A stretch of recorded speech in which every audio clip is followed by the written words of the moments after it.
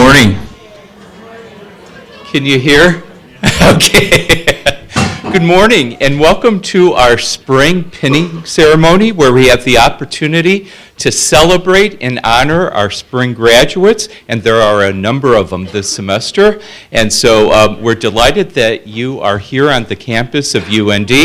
My name is Ken Flanagan, and on behalf of our chair, Karen Lee Bartle, who is unable to attend today, send greetings and welcome as well. We're happy that you are able to share with the faculty and staff this day of celebration for our graduates that we've had the opportunity to work with over the past few years. And today we get our payday where we see them not only get their pin and their diploma, but we welcome them to the profession of social worker. They are no longer students of ours, they are colleagues of ours, and we are glad that you are here to celebrate that achievement with them and with us. And so to get us started, what I'd like you to do is to stand and let's welcome our Spring 2018 graduates.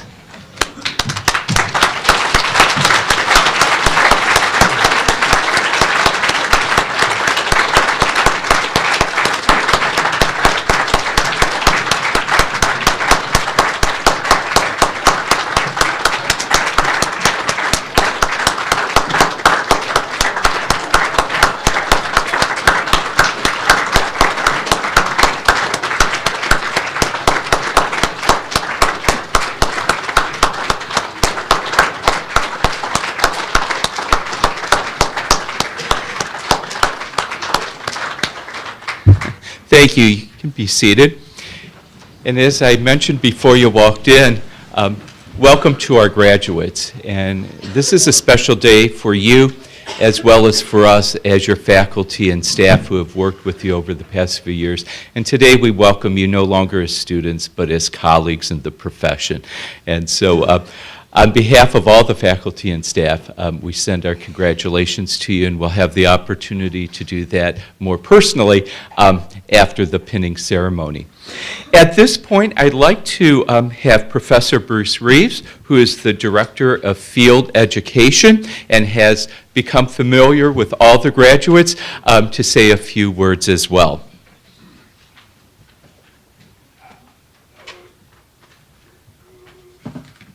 Thank you, Ken. I also wanted to acknowledge that we are live streaming this event for our distant students and your family and friends who maybe couldn't be here today. So we welcome you here and thank you for supporting your students here. So on behalf of the department and the College of Nursing and Professional Disciplines, I want to congratulate you and say good job. And it's such a wonderful experience to sit here and look out at how there's like 33 graduates right now. So that's between our campus program and our distance BSW program as well. So this is a really large group for us, and so congratulations. So what I wanted to talk with you a little bit about today was the actual name of our ceremony. So as you noticed, the pinning ceremony is named for Dr. Myrna Haga, who was a faculty member here in the department for 40 years. So a longtime practitioner in social work. She was a veteran social work educator, and I must say that she was a force. I had the pleasure of working with her as a faculty member here before she retired, and so she was very much a supporter of social work education and especially undergraduate education. She was also a force in animal advocacy with a couple of her passions. So like I said, I had the pleasure of working with her. I also wanted to point out that as you come, when we call your name a little bit later in the program, you're going to be getting a copy of the ABCs of Social Work that Myrna put together, and so that's something that we hope that you will treasure because I know that she would be very pleased. So one thing that from my experience of working with Myrna is I'm always impressed by the fact that she focused on being a lifelong learner. And as you know, as social workers, that's one of our creeds, that we are lifelong learners. We're ever growing. We never know everything. So even a social worker at 40 years of being a social worker and plus. So I remember that she was also doing, she had a small private practice on the side. But even then, with all that experience, she still went and had supervision every single week. Okay, so even with all that experience, she was still getting supervision and making sure she was providing that client with the best service that she possibly could. So that's one thing that I'd like to leave with you all, is that as lifelong learners, we always are going to need to have supervision, to consult with colleagues, because we don't know everything, and sometimes that helps us to get unstuck, if you will. So, like I said, with the ABCs of social work, that's something that Myrna put together, and so to kind of go along with that, I have found a little bit of a poem called Being a Social Worker Means, so I'd like to share that with you now. So being a social worker means you will never be bored, you will always be frustrated, you will always be surrounded by challenges, so much to do and so little time, you will carry immense responsibility and very little authority. You will step into people's lives and you will make a difference. Some will bless you, some will curse you. You will see people at their worst and their best. You will never cease to be amazed at people's capacity for love, courage, and endurance. You will see life begin and end. You will experience resounding triumphs and devastating failures. You will cry a lot. You will laugh a lot. You will know what it is to be human and to be humane. So I want to offer my congratulations and welcome you to the profession, and thank you very much.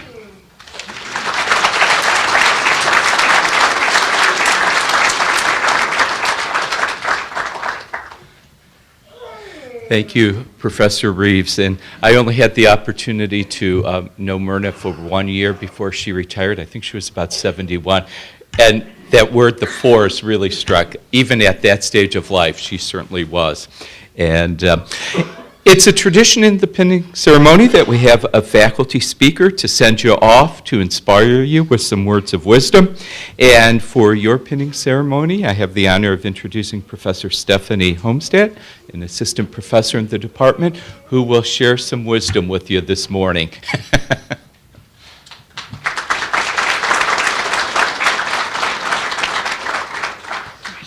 Shake it off. Okay.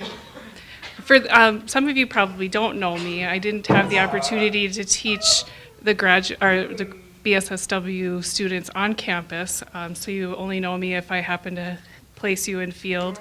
But I did get the opportunity to teach some of the distance students, and actually they were my first class, so they hold a special place in my heart. But this is just my third go-round with watching a graduation ceremony, so this is kind of scary to be talking already, and kind of intimidating after having heard other speeches from other people for a couple rounds. And yesterday we had a distance professor who did like a one-woman show up here, so I'm glad I'm not following her.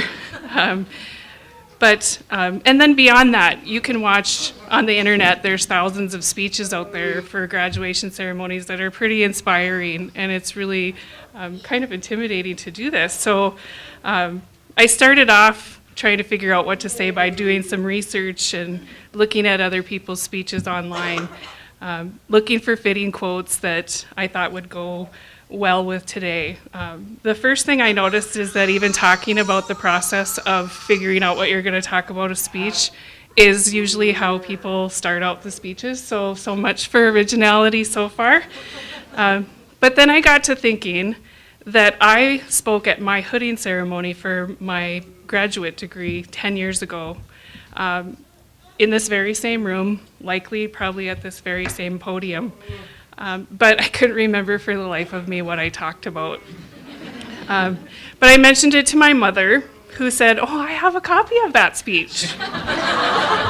And I said, "You have a video of it?" And she said, "No, I actually have the typed copy of it." And I thought it would be interesting to see what I said, and she said, so I asked her to look for it. She said she'd run across it a while ago. Moms are awesome, right? They keep that kind of stuff for us. I told her not to drive herself crazy looking for it, but of course she is her daughter's mother, and she did find it eventually. She said after going through just about every piece of paper that had my name on it, from my birth certificate to my independent study, but she did finally find it in the last place that she looked. So I thought it'd be interesting to, she said it was interesting how applicable it was still today, and I thought it would be interesting to see what I said back then 10 years ago and if it does really still fit today. So looking at it, I started out my speech by saying, those of you that know me from school know that I've been anxiety-ridden for the past week, attempting to come up with something profound to say to my esteemed colleagues, classmates, and professors. Something that would leave us feeling inspired and ready to take on the world. Already sounds familiar, right? I was just basically saying that, I'm pretty sure. Except I will say that working as a social worker for I worked for 9 years in direct practice, and now for the last year I've been teaching, that I do think my anxiety about public speaking has eased up quite a bit. A positive side effect of holding meetings, testifying in court, and now in teaching. So I go on to talk about how I started out the process the same way I did for all of my research papers and projects for school, usually by making things more difficult than they needed to be because of my perfectionist tendencies, which I do also think I have improved on since that time. But I noted at that time that I was working on that trait, and that I had started out looking for inspirational quotes, and that I'd found some good ones. I did laugh when I read this because that's exactly what I had done for looking for this, what I was going to say today. And as back then I found some great quotes, but I thought we'd start out with the ones that I shared 10 years ago. The first quote was, "Success is the ability to go from one failure to another with no loss of enthusiasm."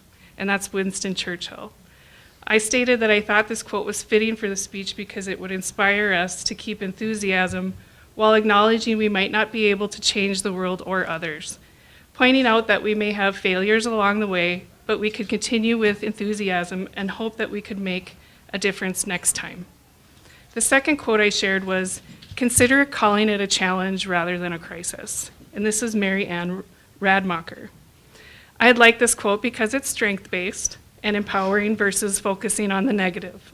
The next two quotes I put in because I was trying to be less serious, and they were, "Don't cry because it's over, smile because it happened," and "Unless someone like you cares an awful lot, nothing is going to get better, it's not." And both of those are by Dr. Seuss, which I noted I was really impressed by because he sounded like a social worker. And then my last and favorite quote at that time was a quote that still hangs on my mom's wall today. It's, "Courage doesn't always roar. Sometimes courage is the quiet voice at the end of the day saying, 'I will try again tomorrow.'" And that one is also by Mary Ann Radmacher. I talked about how this spoke to my radical side and that I always wanted to see change happen immediately. And that this quote reminded me that sometimes change takes time and we might have to try again and again, drawing upon our courage, continuing to fight for what we believe in. So these were some great quotes from back then, and who knew about Dr. Seuss, right?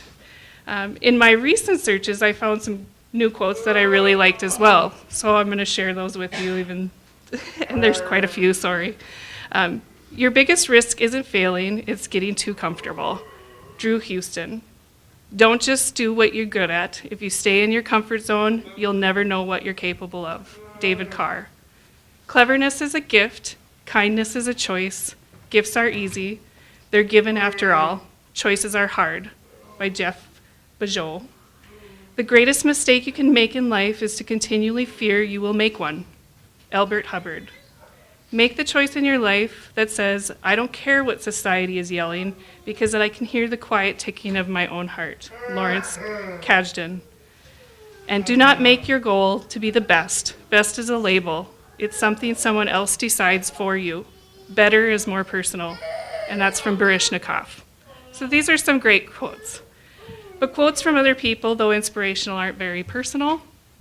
I guess I thought the same thing 10 years ago, because I went on to talk about how I wanted this talk to not just be a generic speech, but be something meaningful from me to you, and from me to them back then.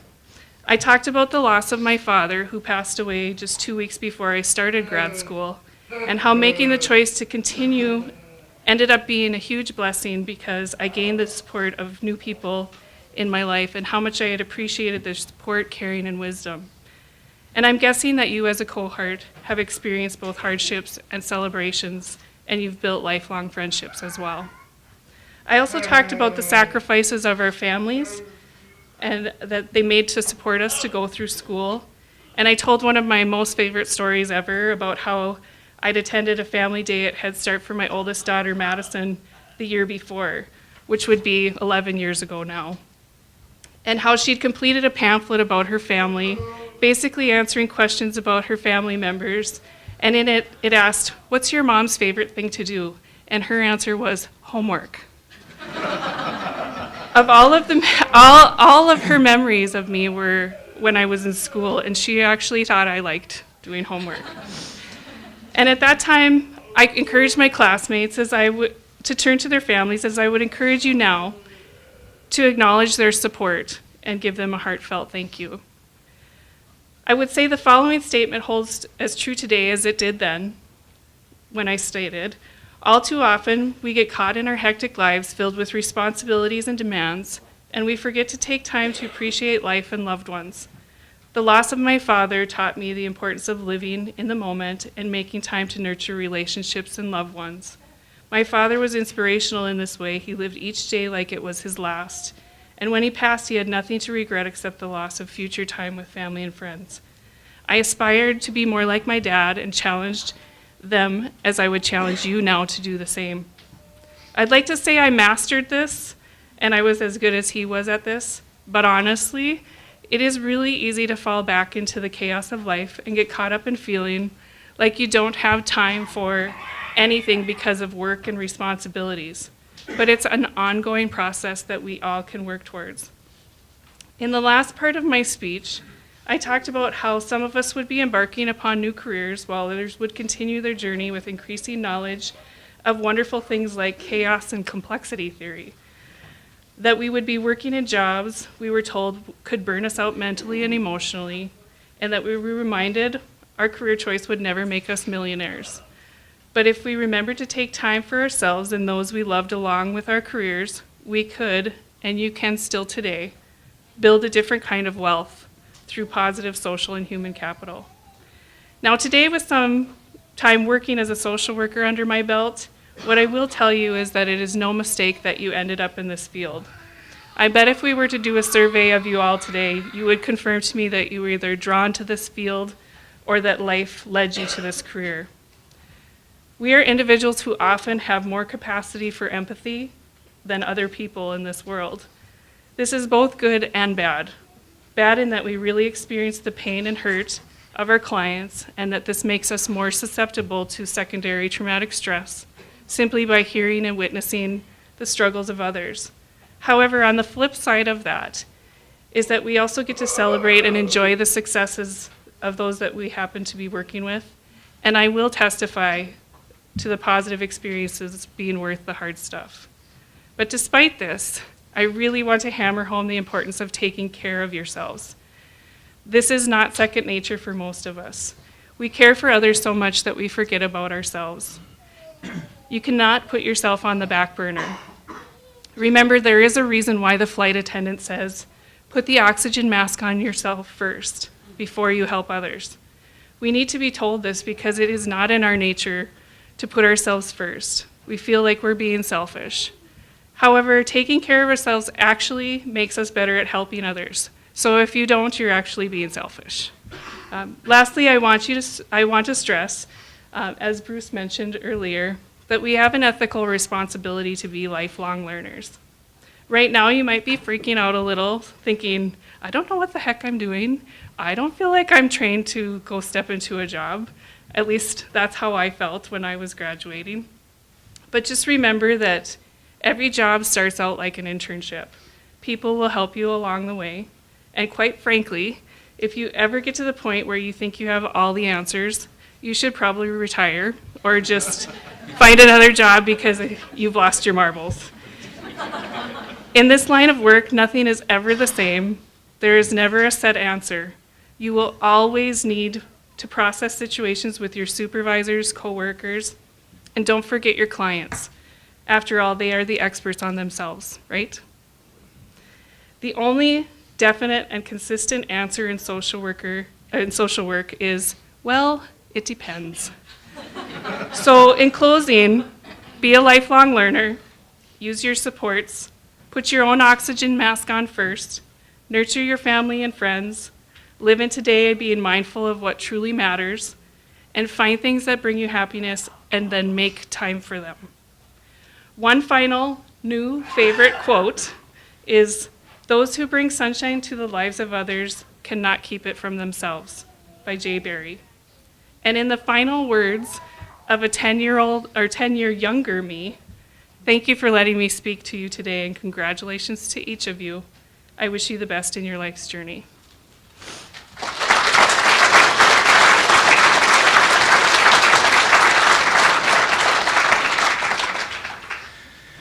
Thank you for those words of wisdom, and I encourage you to maybe develop that practice of periodically, but at least maybe every 10 years, think back about what struck you with Professor Homestead's words this morning, and see where things have gone for you in the upcoming 10 years, and get renewed and rededicated and repassioned for the work that you're about to embark on. At this point, we have two students who will also be sharing some wisdom with us. Sadie Olette, I'd like to invite her to come forward and to share some words with both the members of the class, but also with us as guests and faculty and staff.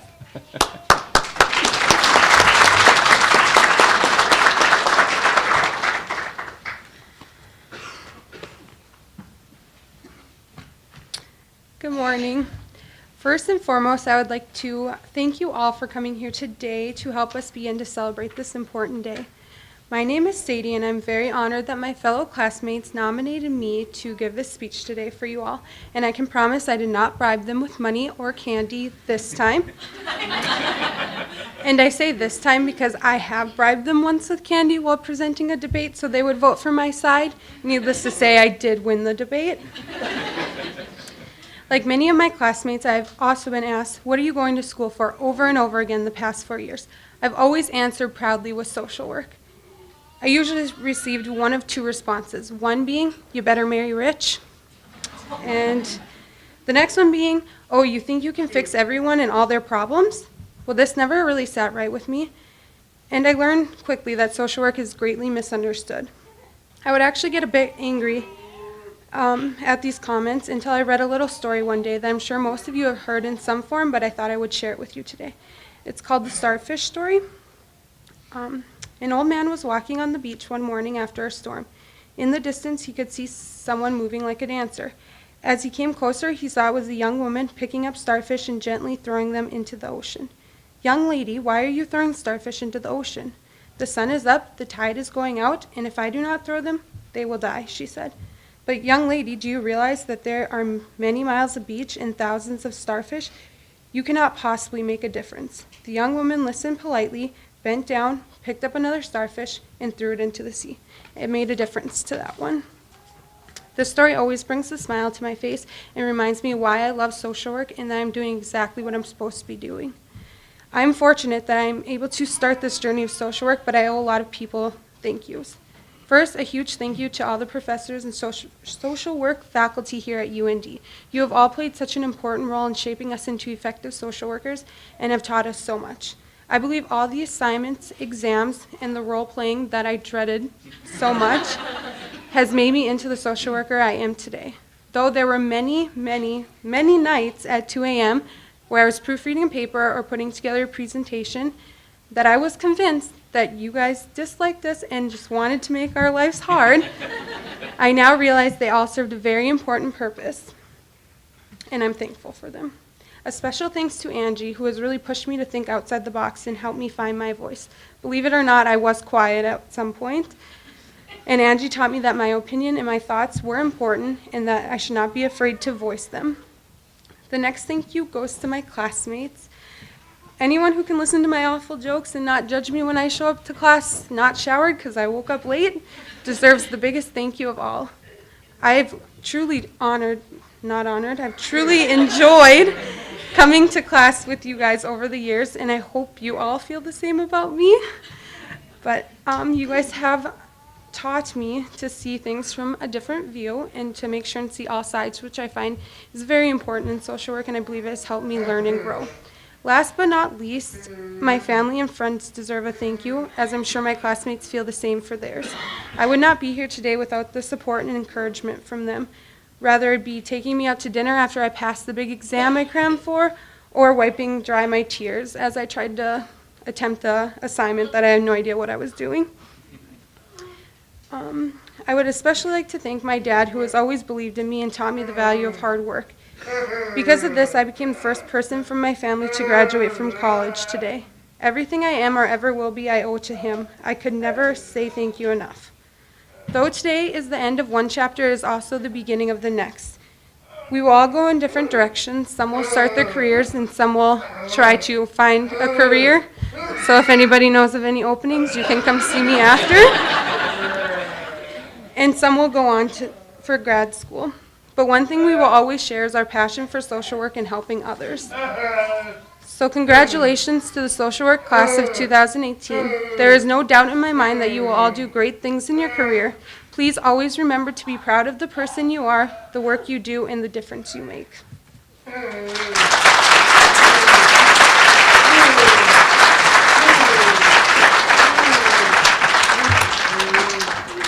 Thank you, Sadie, for your words with us this morning. And Sadie represents or is a member of our on-campus program. And so we are together with the on-campus students sometimes at 9 a.m. And then we have our distance program, which is in the evening. And so some of us are with those students at 9 p.m. And I happen to have the speaker for the distance students in, I believe it was your first semester, and sometimes at 9 p.m. We were still going. So you've made it, and I'd like to invite Lynette Kleinschmidt to come forward to share some wisdom as well. And Lynette represents the distance students.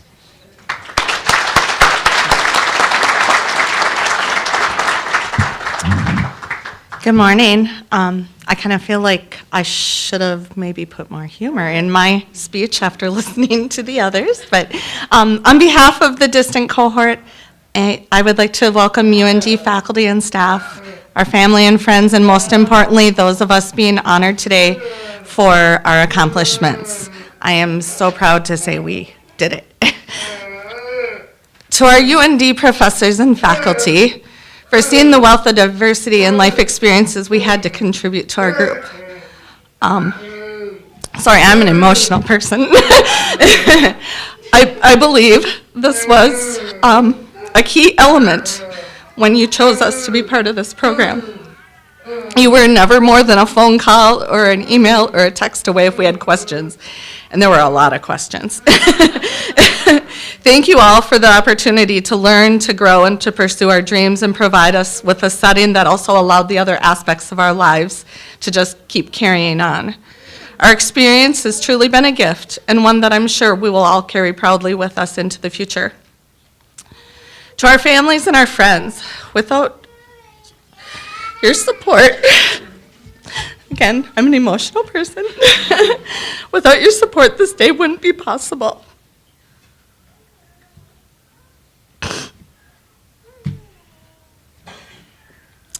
You've been a rock to us, always there when we thought that we couldn't push ourselves any further. I spend countless hours taking on more without complaining, just so we could have more time and more time and more time to study. On behalf of all of us, thank you for your encouragement every step of the way in walking that journey with us. And to my cohort group, especially Sherry, who's not here today and nominated me to do this. Even though we only met in our online classroom twice a week, we have truly become family. Our campus visit last summer, although packed with intensive learning, was more like a family reunion. If you were to scroll through the pages of our Facebook group, the bonds we have formed is so very evident. Over the course of the past 2 years, we've served as each other's strength and support.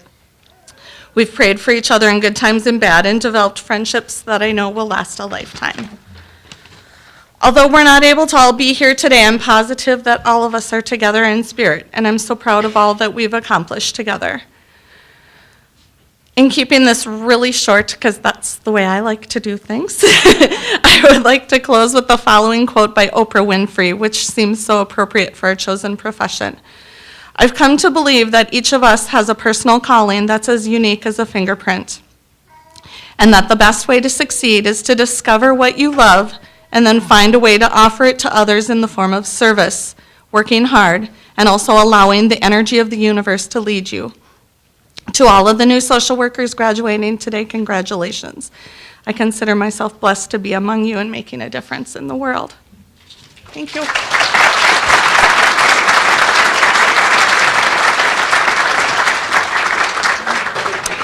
Thank you, Lynette.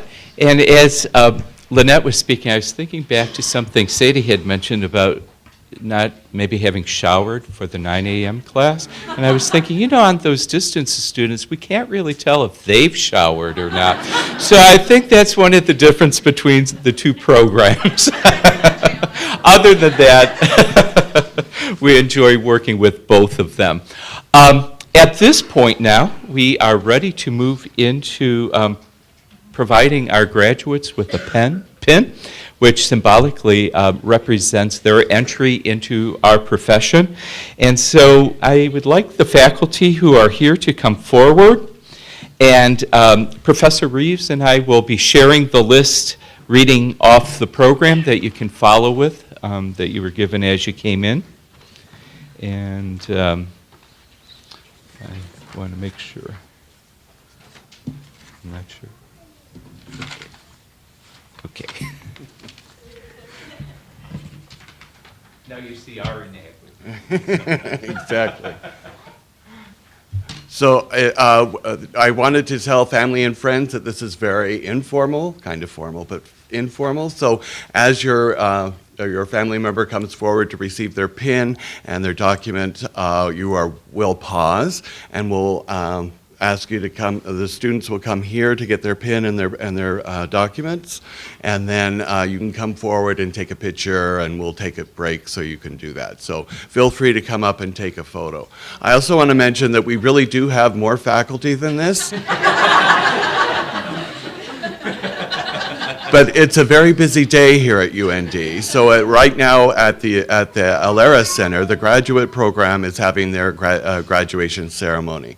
And then we also have a couple of faculty who are also out of town. So it's our pleasure to be here and be able to share this with y'all. So we'll be calling students' name, and then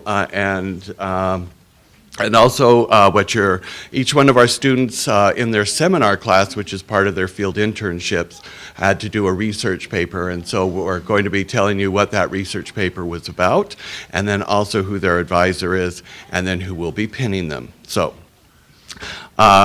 first is Kristen Ainsworth, not here. Okay. Well, I'll read her name. I'll read her information anyway. Sorry.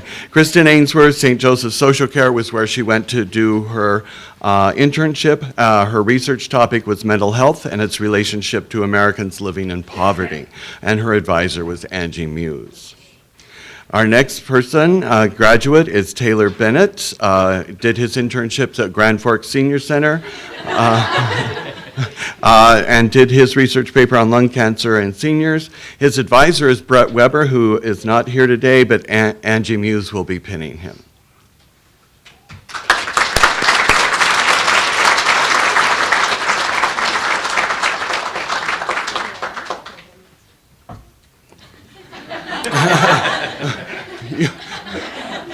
If the Zoom works, it's okay.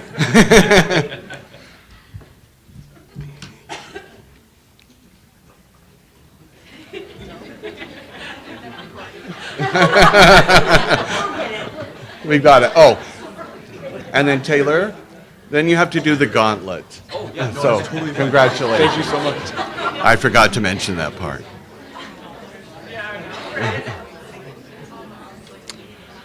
Our next graduate is Emily Boone.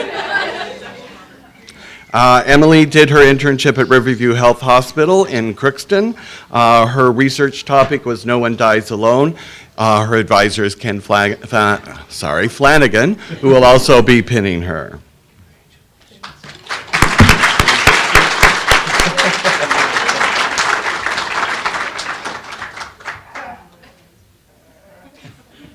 Congratulations. One more. Oh. That's all right.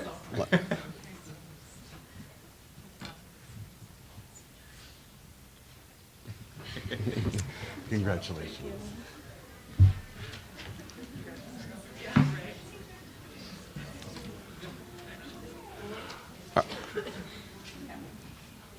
Our next graduate is Amber Brewer, who is not here today, correct? Okay.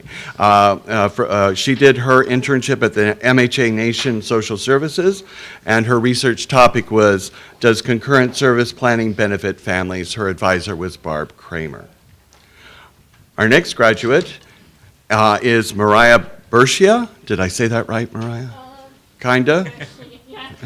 Almost, sorry. I'll just apologize now, okay, as I butcher your name. She did her internship with Health Promotion's Disease Prevention and Wellness Program, and her topic was juvenile alcohol and drug abuse. Her advisor is Jackie Hofarth, and Stephanie Homestead will be pinning her.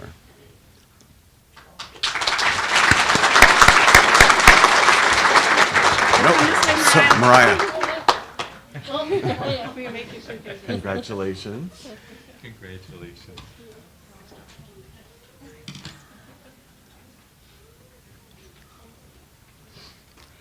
Our next graduate is Alyssa Cameroon. Did I say that correctly? Oh, hallelujah.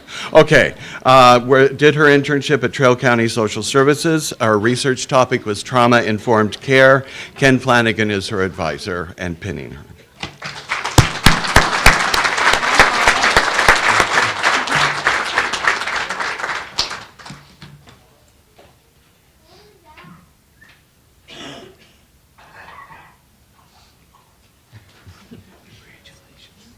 Congratulations. Yep.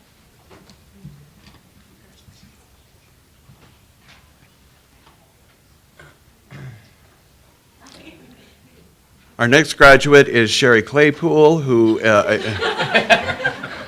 is not here, as I recall.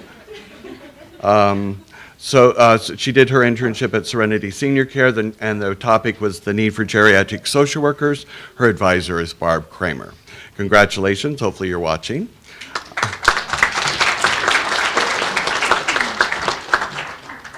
Our next graduate is Erin Efta, who did her internship at Northern Lights Community Residence.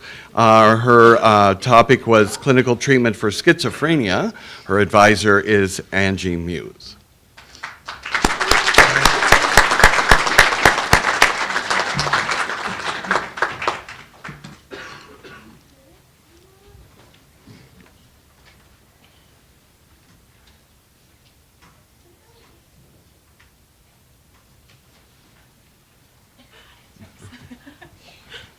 Congratulations. Can I get out? Yes, absolutely. Very proud of you. Thank you. Good job. Thank you.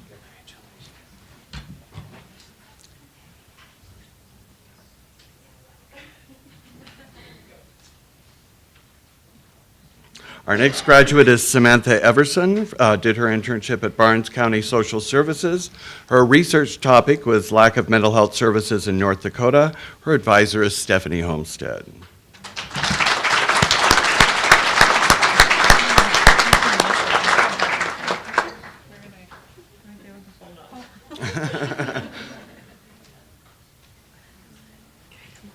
Congratulations.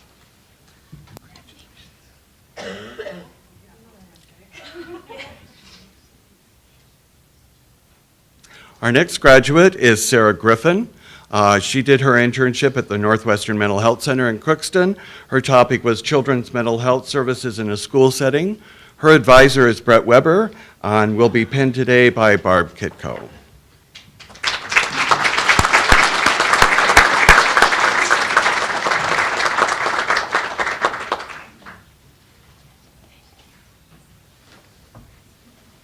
Congratulations.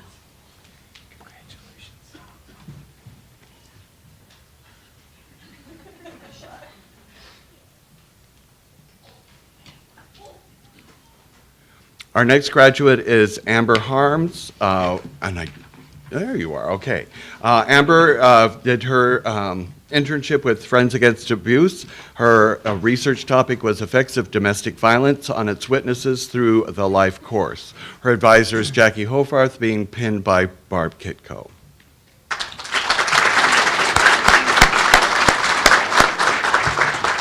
Congratulations.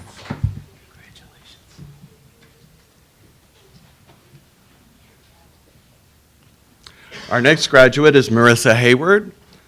Marissa did her internship with High Plains Fair Housing. Her topic was confidentiality within the social work walls. Her advisor is Barb Kramer, and she's being pinned today by Angie Muse.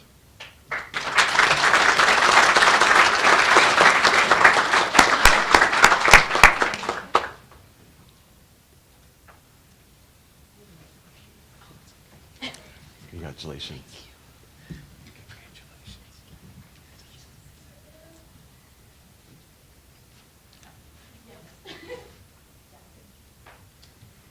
Our next graduate is Alyssa Hyde, who did her internship at Lutheran Social Services of North Dakota. Her topic was the mental health of refugees. Her advisor is Brett Weber, and she is being pinned today by Angie Muse.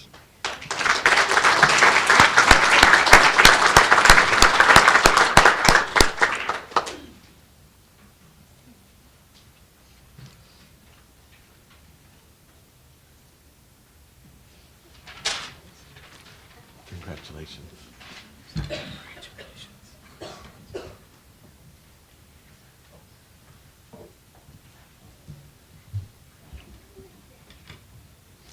Our next graduate is Lynette Kleinschmidt, who did her internship at Kandiyohi County Health and Human Services. Her research topic was a vulnerable population, exploring the link between out-of-home placement and adolescent sexual exploitation and trafficking. Her advisor is Barb Kramer, and she's being pinned today by Stephanie Homestead.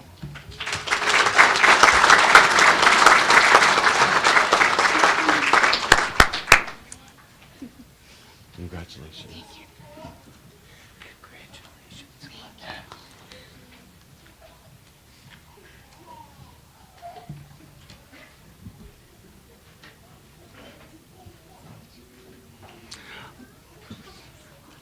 Our next graduate is Naomi Cook. Did I say that right? Cook, thank you. All right. Who did her internship at CHI Mercy Health, and our research topic was on palliative sedation. Her advisor is Stephanie Homestead.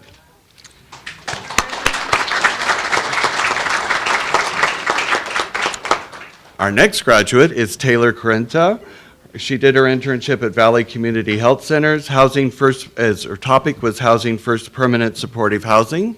Her advisor is Dishana Jayasundara, and she has been pinned today by Barb Kitko.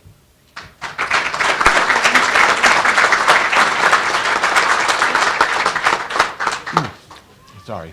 I'm not Taylor. Great.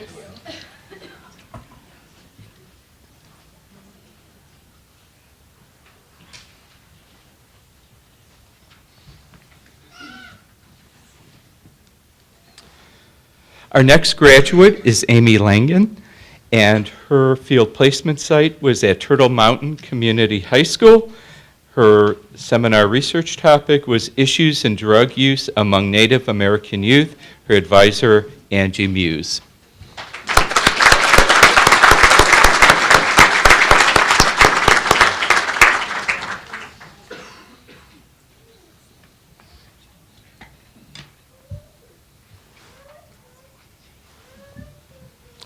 Congratulations.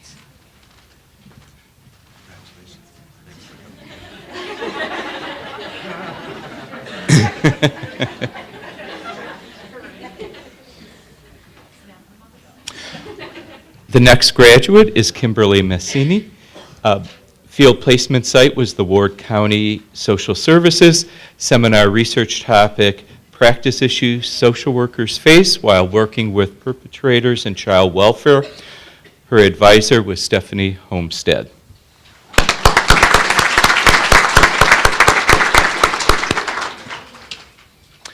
Cammie McEnley, and her field placement site was Connections. Seminar research topic was community inclusion, and her advisor was Barb Kitko.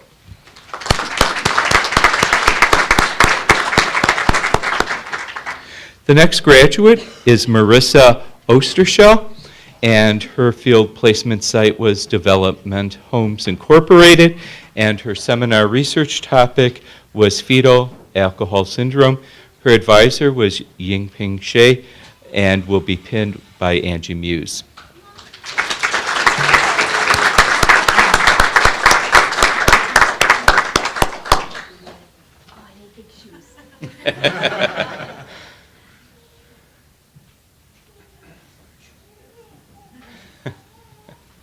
Congratulations.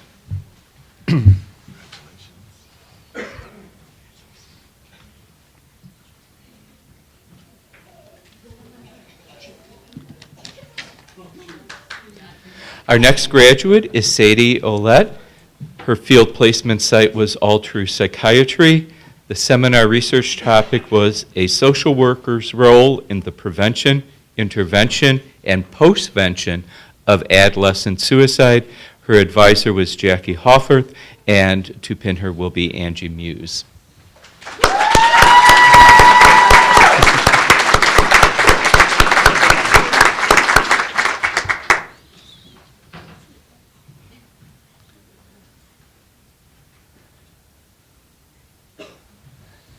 Congratulations.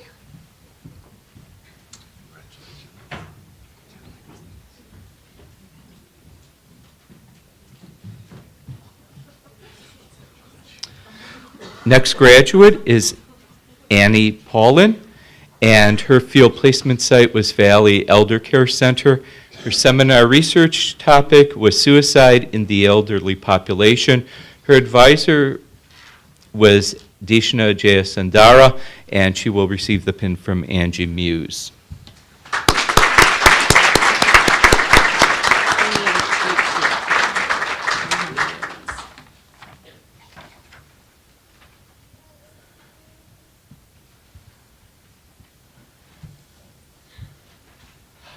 Congratulations.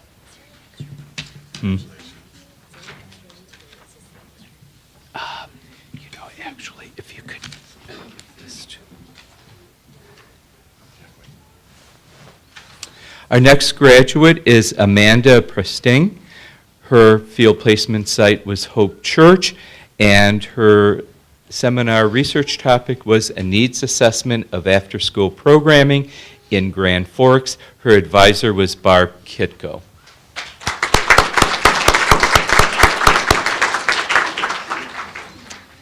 The next graduate is Anna Rand. Her field placement site was Grand Forks City Hall. The seminar field research topic was Housing First mentally in the Grand Forks region. Her advisor was Jackie Hoffert, and Barb Kitko will present the pin.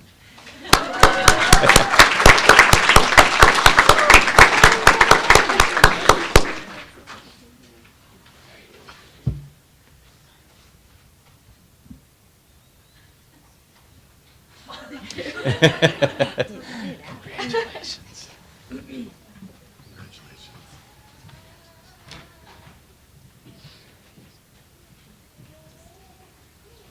The next graduate is Tayara Sackman, who did her field placement at Douglas Place, and her advisor is Barb Kitko.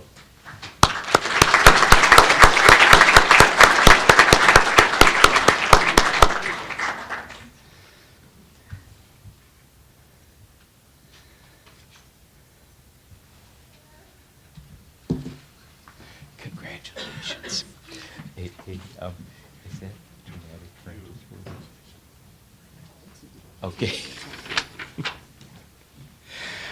Okay, the next graduate is Sydney Slazy, and her field placement site was Grand Forks Public Schools, the Encore program. Her research, seminar research topic was animal-assisted therapy, and her advisor is Angie Muse.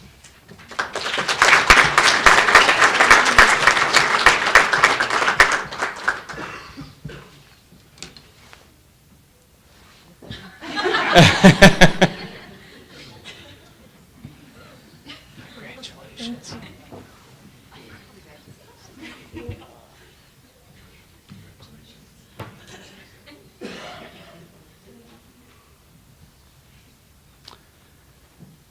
Our next graduate is Kirsty Solberg. Her field placement site was Malmo University. The seminar research topic was benefits of multicultural education in schools. Her advisor was Barb Kramer and will receive the pin from Barb Kitko.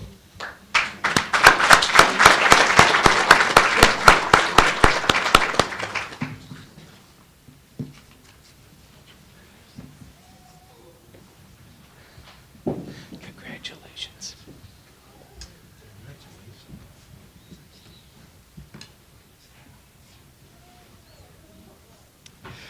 Alita Solomon, her field placement was Stark County Social Services. The seminar research topic was motivational interviewing, and Brett Weber was her advisor.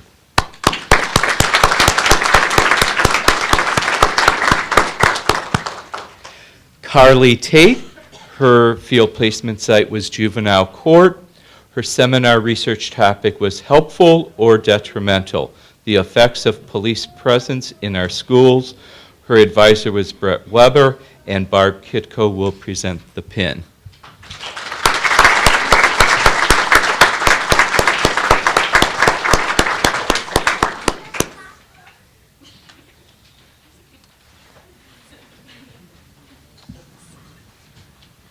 Congratulations.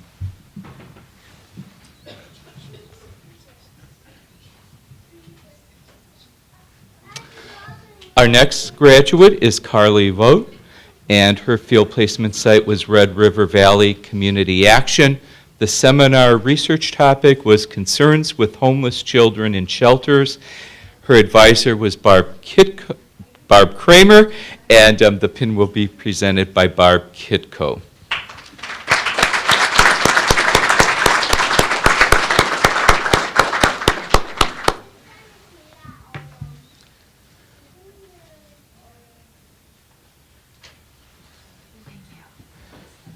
Congratulations.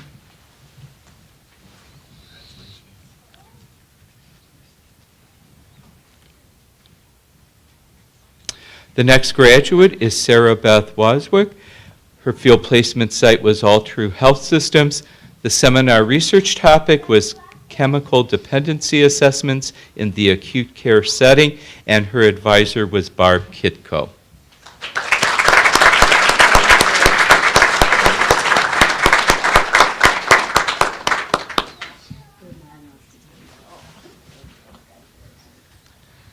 Congratulations.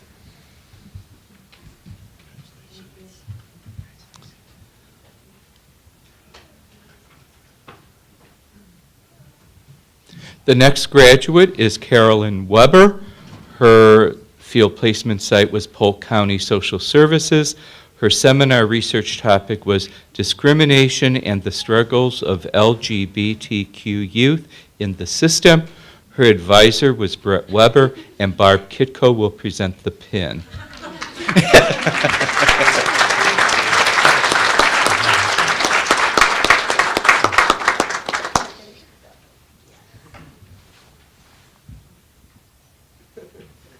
Thank you.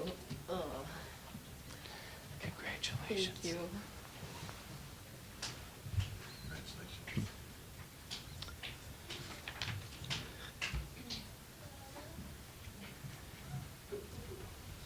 The next graduate is Carly Wilson.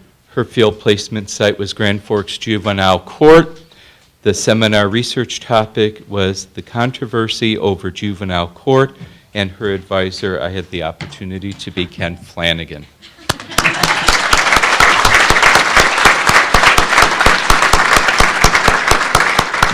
Well, we got through the list. Fired up and ready to go? As Professor Homestead had mentioned in her remarks, we don't get where we're going or where we arrive without the support of those that love us and that we love. And certainly on this day of your achievement, part of your success in this achievement is the support you've received from the people who are here. And so I'd invite you to stand up, turn around, and give applause to those that supported you during this journey.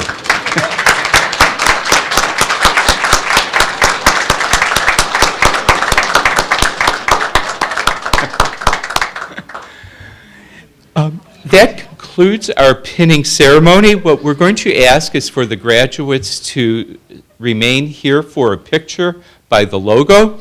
There are refreshments next door in the Red River Room, and so we invite you to linger, to have something to eat and drink, and then for those going to the ceremony this afternoon, that is at 1:30 at the Alaris Center. Please get there in time to get your cap and gown on and get lined up. So we will see you later this afternoon, and thank all our guests for your presence here this morning.